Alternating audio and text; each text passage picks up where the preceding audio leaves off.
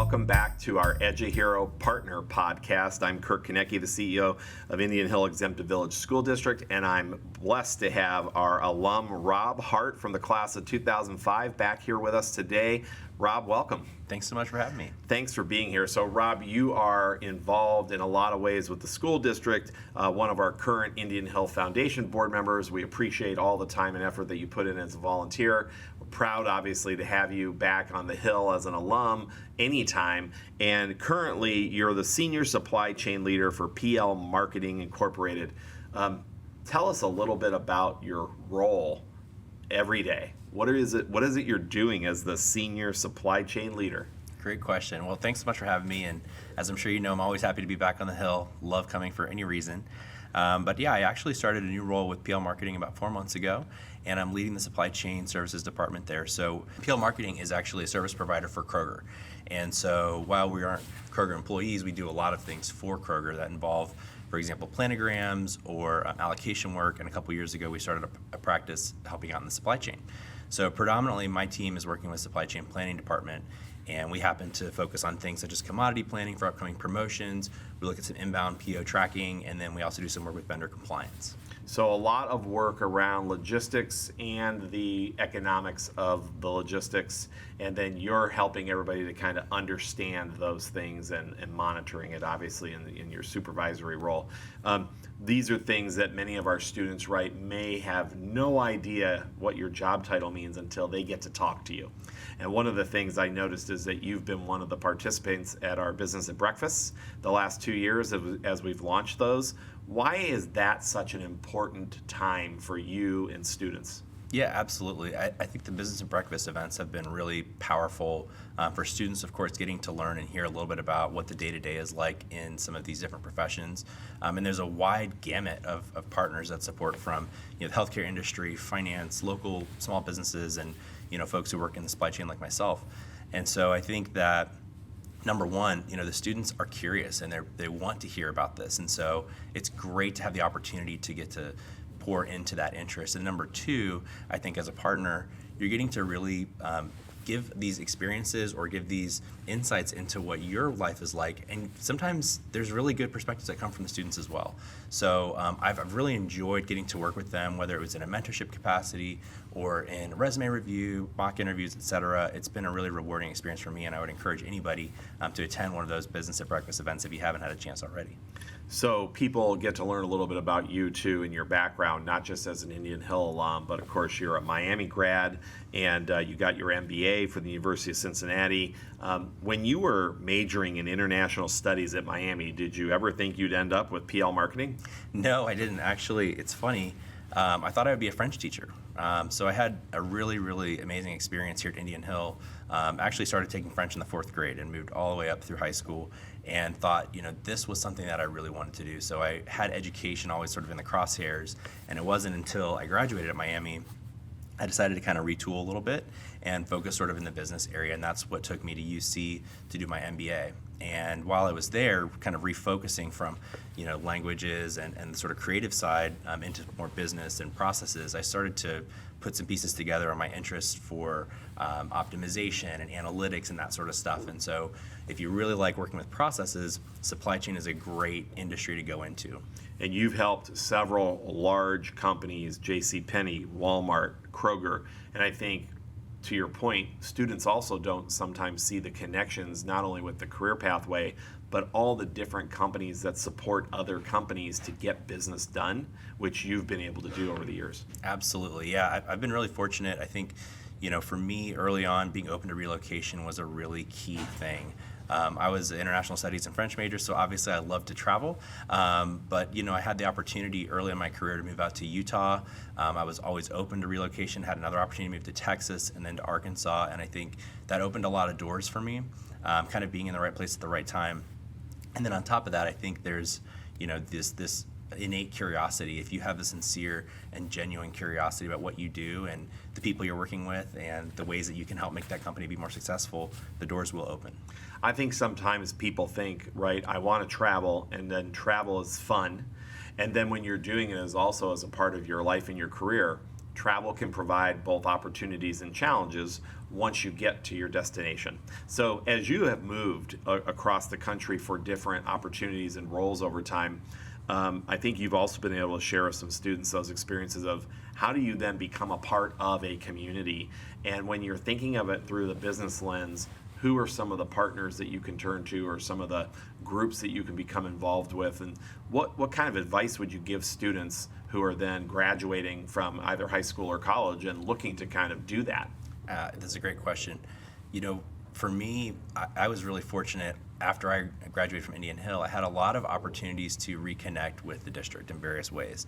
So one of the very first things that happened when I was living in Utah, I actually had an opportunity to go judge a DECA event that was going on in Salt Lake City, which even though I hadn't participated in DECA in high school, I had this connection back to, you know, some of the educators still there, and they asked if I could come support that event. And so that was one of the very first ways that I was able to stay involved. And then, of course, even though I had left Cincinnati area, trying to stay in touch with some of my classmates. I had some really good friends who were even in my wedding just a few years ago that were, you know, high school graduates with me. So we've stayed in touch over the years. And then, of course, moving back to the Cincinnati area, I really made an effort to reconnect with my alma maters. So like you said, Miami University, University of Cincinnati, and of course, Indian Hill was one of the first stops. And when I moved back here to Cincinnati, I reached out at the time. Experientships was just getting started. So it was a great fit for what you guys were trying to do here at Indian Hill for the students, but also what I could contribute as a member of the community.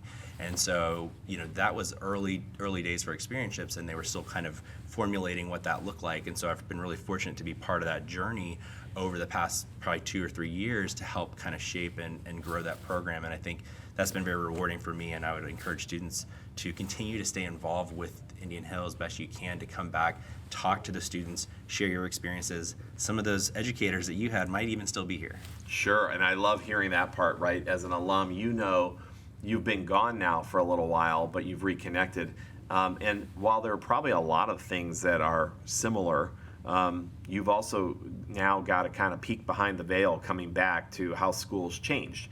And in just 10 years, I think it's fair to say, or 20 years now, whatever, the school's changed, right? And so what our students are doing, not just the high school level, but K through 12, some of it looks a little different. What is it that sticks out to you that's changed?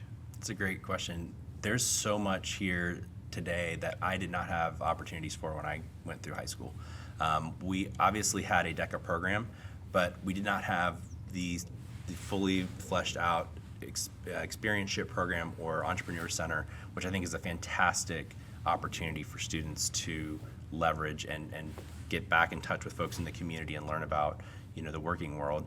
I also feel like, you know, at the middle school level and at the elementary level and even at the primary level, I hear a lot about STEM. And while we did have a little bit of that, I think that's obviously grown a lot in the past few years, and I think that's very exciting and important for us to continue to invest in as we look forward to the future and what we want grads to be able to, you know, take away from Indian Hill when they go to participate in the workforce. Yeah, and I think that public-facing label of STEM, right, for us then internally, we're really working on these 5 C's, this critical thinking, communication, collaboration skills, the things that our partners and that industry leaders and you know, community members and leaders are saying students need to have now. And then we've also really doubled down on ethics, morals, values, and leadership teaching. And I think you and our foundation board members have helped make an investment in many of these areas for us. Let's talk about that for a minute. You're on this foundation board now. You've kind of learned how our partner groups kind of work around this, you know, solar system of the school district, so to speak.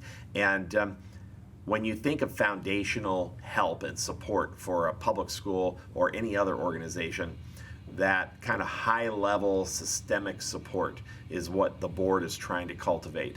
And so how do you see that evolving for Indian Hill in the future? Absolutely. I am so blessed to be a part of the Indian Hill Foundation. I actually only learned about the foundation through the Experience-Ship program. So by reconnecting with the district, getting involved with students and the Experience-Ship program, I learned about the foundation's role in getting that kind of going and also the ongoing support that's required. The best thing I think about the foundation is the ways that we can give back to students in classrooms.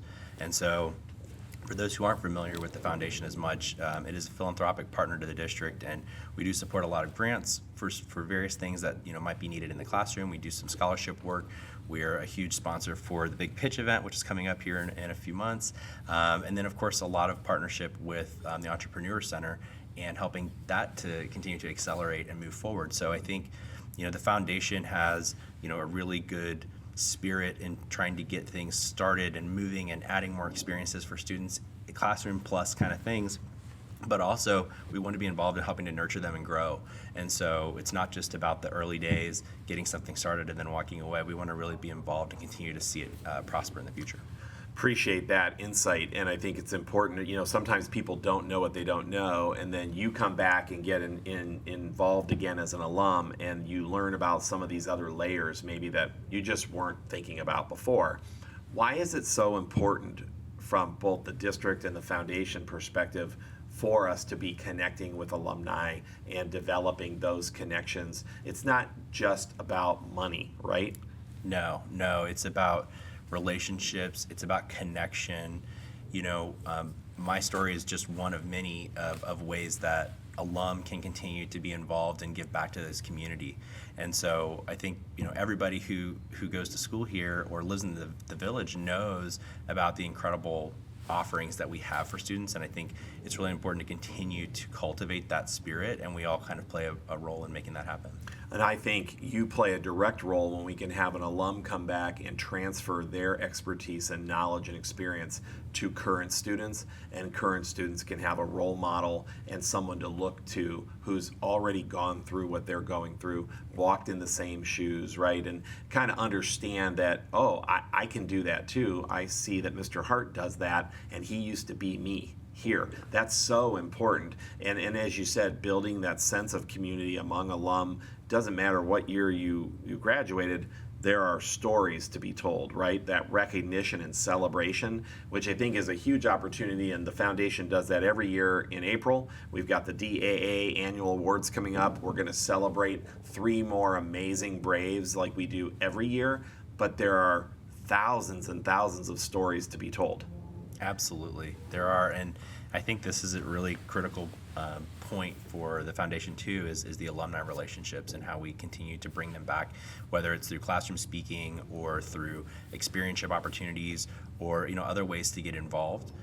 So yeah, please reach out anytime if folks want to learn more about the foundation or alumni. I'd love to help support that. So experientships, you mentioned a couple times, these internships, we continue to scale up, and I can remember a couple years ago, Mr. Damadeo saying, well, what's the target? What's the goal? And I said, start with 1. Then you'll have a good problem. It's going to grow, right? Mm-hmm. And here we are now, after the first semester of this school year, we've had well over 160 students who are applying and wanting to do internships in a high school alone that services about 650 students. That's a huge percentage. The growth in a year, over 30%. That creates both a good problem and a critical need for more partners in the region. And they have to learn how to work with our teenagers. And sometimes people aren't sure if they want to work with teenagers. And then they come and meet our Braves. So how was that experience for you? Because you have to build that trust. And even though you're an alum, maybe you hadn't done it before, right? So can you explain to people what that experience was like? Yes, absolutely. I think it definitely takes a little bit of a leap of faith at first, just to kind of get into that environment and have those conversations. But it's also one that's very quickly inspiring to see the caliber of students, the sorts of questions they're asking, and the knowledge that they're gaining at such an early age today. There are a lot of students who've come to me with the sorts of questions or ideas that you might be looking for from a college age student. And so it's really remarkable the caliber of students that are here, and I think that a very quick conversation would reveal that. And so whether that's at a business at breakfast event or another kind of informal mentoring session or coaching session, there's so many ways to just get that conversation started, and once you get started, you're not going to want to stop. And do you think, as you've experienced some of our current Braves in the halls with these events and the things that you've done to interact, there are a few that you're going to pay attention to and what they're doing in their future? Oh, absolutely. I think you lose count very quickly when you start doing that. There's just such great potential. Folks are very involved with lots of things these days. I can remember from my high school days, I felt like I was busy because I was playing golf, I was wrestling, I was playing lacrosse, and I was taking some AP Chem classes and French classes. That is so different from what I see today, where students have so much involvement. They might have started a charity, they might have started a business, side business. They have participated in things outside of the school even that are really adding to their knowledge of the working world at a level that I would say I have not seen before. Those distinguishers, right, make us unique and make them unique at Indian Hill, which I always agree with you is amazing to see and experience. It's the thing I love as an educator, right, to see their successes in these unique ways. But I think what you said earlier is so important, and that idea of connecting, reconnecting as a community member where you kind of live, where you want to see others grow, and giving back the way you have as a volunteer and an alum. And probably just like any college or university that we attended, we want our students to have that alumni network and that support for them the rest of their lives, just like we want to have you as an alum to have that network now. And I think you're helping to create that here at Indian Hill. Absolutely. Yeah, I think what we sometimes don't realize is there's as much to gain, at a personal satisfaction level as there is to give. And sometimes, when you think about these engagements, we look at it from the lens of, this is really for the students, and that is the first and foremost reason for it. But also, I will tell you, the friends that I have as well on a personal level that are part of this community are a big part of my life too. So I think there's a personal component that I've really valued, but also the students are top priority. So let's harken back to your years at Indian Hill High School for a moment and do a couple rapid fire questions as we kind of move into the last part here. Favorite teacher or one of your favorite teachers that comes to mind from your high school years? Yeah, there were so many. I think, the names that come to my mind are Jeff Eisman, who was an English teacher, very difficult, but also just a really incredible person. Grant Hout was my French teacher, who was very inspiring to me. He would walk the halls with a cape and a mask and call himself, various names in French, and I think that was really, fun for the students. I had Susan Savage for chemistry as well, who I think is still here today, and Phil Clary was in premieres at that time when I was taking that choir class with Deb Centers. So those are a few of the names that stick out. And those people and those skills that you learned with them or from them, right, they've transferred into those things you've done today. How about favorite kind of cultural experience that when you think back to high school, you're like, boy, that was just one of the most fun things I got to do? What was that? I was really fortunate to participate in a lot of music programs. So I was in band for quite a while. I did, I think, 1 year of marching, played in concert band a lot, the symphony band, which partnered with the orchestra, and then, of course, the premieres or choir experiences that I had. And I loved playing in the pit for the performances. So we used to have powwow, I think it's called Spring Musical now. Yeah. And I remember playing in the pit for shows like Once Upon a Mattress and Guys and Dolls and Joseph and the Amazing Technicolor Dreamcoat. So those are just really, really fond memories that I have. Always amazed by the talent we have in our pit orchestra and what they do to make the shows amazing, and you were a part of that, of course. And whether it's athletics or arts or we're talking about career pathways, you've kind of had your fingers involved in a lot of it since you've been back on the Hill helping as an alum and a foundation board member. Truly appreciate all the time and energy you've been putting into Indian Hill. Let's finish with a tradition here. When you're exhausted and tired and it's just time to go have some fun, what's Rob's go-to meal in Cincy? Yeah, I think as I've heard a few folks on this podcast go back to these debates on the Skyline or Gold Star dilemma, I have to say I tend to lean towards Skyline. In fact, I'll throw a little controversial one out there because I know I'm in the minority of this, but I really like the Graders and Skyline combination for Skyline Spice Ice Cream. And for those who haven't tried it, you might have missed your window because it's limited time only, but it was really a unique experience and something that also when you move away from Cincinnati and you come back, that's just a really quintessential part of being in the Queen City. And so I've really enjoyed that as I've been back here. Skyline and graders. Yeah, I'm still having trouble in my mind putting the two together at the same time. However, it makes sense coming from you, and I really appreciate you sharing today on the EduHERO podcast. Keep helping Braves, and thanks for all you do. Rob Hart, Senior Supply Chain Leader, PL Marketing, and Indian Hill Foundation member, thank you for being here today. Thanks so much for having me.